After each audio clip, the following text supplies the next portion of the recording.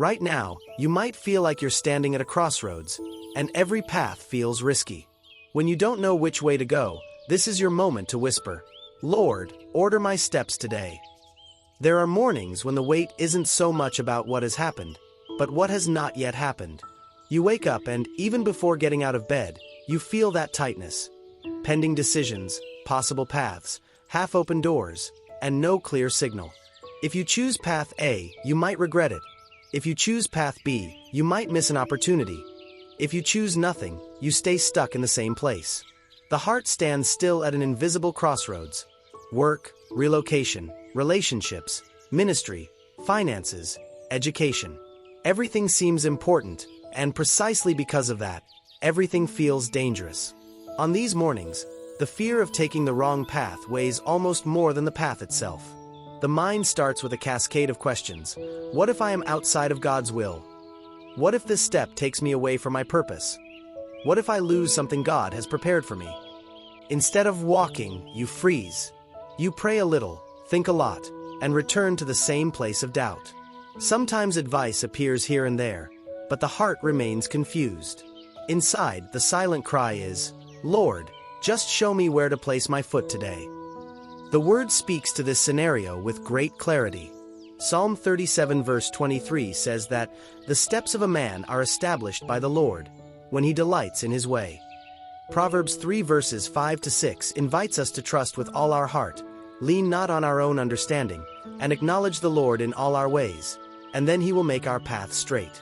Isaiah 30 verse 21 speaks of a voice saying, "This is the way, walk in it." In other words, God does not abandon his child at the crossroads. He presents himself as a guide, even when the fog is thick. If you are watching on TV, this moment also reaches you. There is a small QR code in the corner of the screen. When this prayer ends and you have a quiet moment, you can point your phone at it to continue walking in prayer with us on other days of difficult decisions. It is not about filling your routine with content. It is about having a safe place where, morning after morning, you can return to saying, "Lord, order my steps today." For now, you don't need to see the entire map. You only need to admit before God, "I don't know where to go, but I want your feet to define the path for mine." Now let's look at how this uncertainty has affected the way you see yourself. As a child, as a believer, as someone who fears making a mistake. And how, often, the fear of deciding becomes heavier than the decision itself. When a person spends a long time not knowing which path to follow, they don't just suffer because of the choice. They suffer because of the image they create of themselves. After so many "I don't knows," the heart begins to label itself. I am indecisive. I never have clarity. I always stall. I must be spiritually weak because everyone seems to hear God except me. Doubt about the path turns into doubt about identity. Instead of seeing yourself as a guided child, you see yourself as someone who is always late, always confused, always off track. This directly affects how you approach God. Instead of coming to prayer with confidence, you arrive somewhat ashamed, thinking, "Here I am again not knowing what to do. It seems I never mature. Perhaps God is tired of seeing me stuck at this same point." Gradually, God's presence begins to be felt as a place where you give an account of your delay, not as a place where you receive direction. The mind associates, "I don't know the way," with "God must be frustrated with me." And this thought feeds an internal exhaustion that is hard to put into words. But the Bible shows a different logic. James 1 verse 5 says that if anyone lacks wisdom, let him ask God, who gives generously to all without reproach. In other words, God does not humiliate those who need to ask for direction again. He rejoices in giving. Psalm 25 verses 4 to 5 records the prayer of someone who also did not know where to walk. "Make me to know your ways, O Lord. Teach me your paths. Lead me in your truth and teach me, for you are the God of my salvation." This isn't a spiritual superhero talking. It's a dependent person admitting, "I don't know, so show me." When the fear of taking the wrong path turns into the fear of disappointing God, the heart loses sight of the fact that the Father already knew about every crossroads before you arrived at it. Philippians 1 verse 6 reminds us that he who began a good work is faithful to complete it. This includes every important decision, every corrected detour, every return. You are not defined by the crossroads you are in, but by the God who walks with you through them. And the fact that you seek direction today is a sign that, beneath the doubts, there is a sincere desire. I don't want to walk on my own, I want the Lord to order my steps.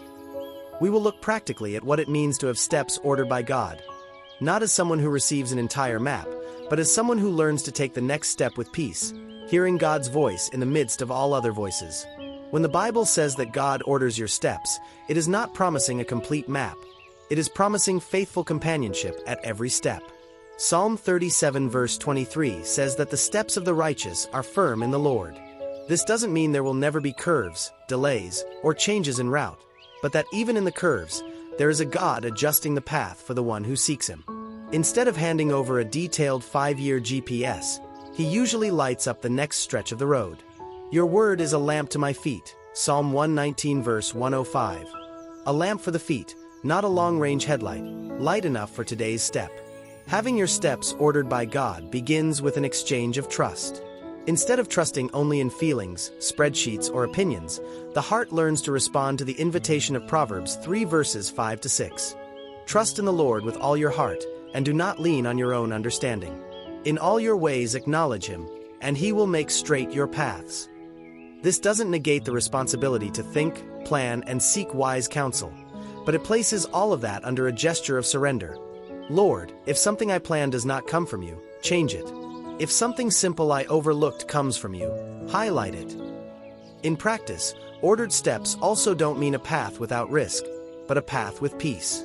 Colossians 3 verse 15 speaks of the peace of Christ ruling the heart like an umpire. Sometimes two options seem equally possible, but one of them tightens inside, taking away your peace, while the other brings a soft stillness, even if it seems more challenging. At other times, you will notice doors closing, contacts that don't progress, paths that freeze, and instead of seeing everything as failure, you can start asking, Lord, is it you diverting my steps from a place where I shouldn't be? He orders with both yes and no. Having your steps ordered by God is, finally, a daily decision. Today, I choose to walk slower if it means walking with you, instead of running alone. It is not about having total control over the future, but about walking knowing there is a shepherd ahead, a father beside, and a spirit within, aligning the heart.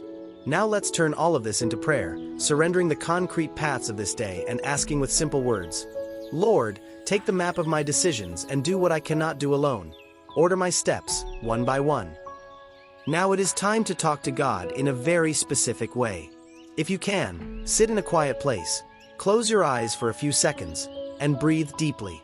As you exhale, say softly, Lord, when I don't know which way to go, order my steps today.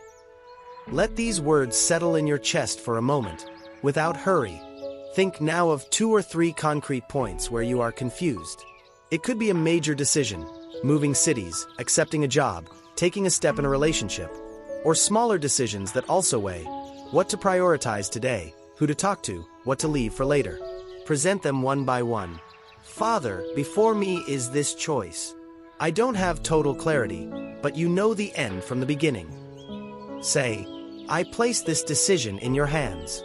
If this path is a detour, close the door. If it is your care, confirm it with peace. Next, pray with the words of Proverbs 3 verses 5 to 6.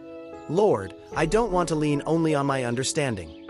I acknowledge you in all these paths and I ask you, make the path straight. Take away what is confusion, show what is direction. Also remember Psalm 25 verses 4 to 5 and say, make me to know your ways, O Lord. Teach me your paths, lead me in your truth and teach me, for you are the God of my salvation. You are literally handing the wheel to the Lord, remaining attentive, but accepting that He knows more than you do. Finally, place your hand on your chest and declare calmly, today, I choose to move with you, not ahead of you. Ask, Holy Spirit, if I start to run without direction, slow me down from within. If I am paralyzed by fear, push me with courage. And in every step, remind me that it is not the perfection of my choice that sustains me, it is the faithfulness of the God who walks with me. We will seal this entire day under this request. We will consecrate meetings, decisions, conversations, and even interruptions, asking that in all of this, you can say in practice, Lord, I don't know all the paths, but I know who is ordering my steps today. Before entering the rhythm of the day, set aside a few seconds of silence. Breathe deeply and declare slowly, Jesus, I give you this day and every decision in it. When I don't know which way to go, order my steps today. You are positioning your heart. You don't want to live guided only by pressure, neediness, or fear, but by God's hand. Now, present to the Lord specific moments of this day that might leave you in doubt. Lord, I give you that conversation I need to have, that choice I might need to make, that email I need to answer, that proposal, that silence that might hurt. Pray. If something does not come from you, cut it at the root. If something comes from your hand, confirm it. And in the meantime, give me peace to walk one step at a time, without getting lost in 1,000 scenarios in my head. If you are watching on TV, remember that small QR code in the corner of the screen is a discreet invitation. When this prayer ends and you have a quiet moment, you can point your phone at it to subscribe and walk with us on other mornings, surrendering day after day into God's hands. It is not about controlling the future. It is about starting each morning remembering who it is that orders your steps. To carry this truth with you throughout the hours, one phrase can be your internal anchor. Lord, I don't need the whole map, but I need you to order my steps today. When doubt tightens, you can whisper, when I don't know which way to go, Lord, order my steps today. Not as a magic formula, but as a reminder that there is a shepherd who goes before, a father who takes care of the details, and a God who is not confused by the crossroads that scare you. At the end of the video, the invitation will be gentle and intentional. If this prayer spoke to what you are experiencing, write, Lord, order my steps today in the comments as an act of faith. If you want specific intercession, you can leave a word like direction, job, family, calling, or decision, and we will present your life in prayer. And if this time did you good, you can continue walking with still grace prayers, choosing another prayer on the final screen to strengthen your heart in mornings of difficult choices.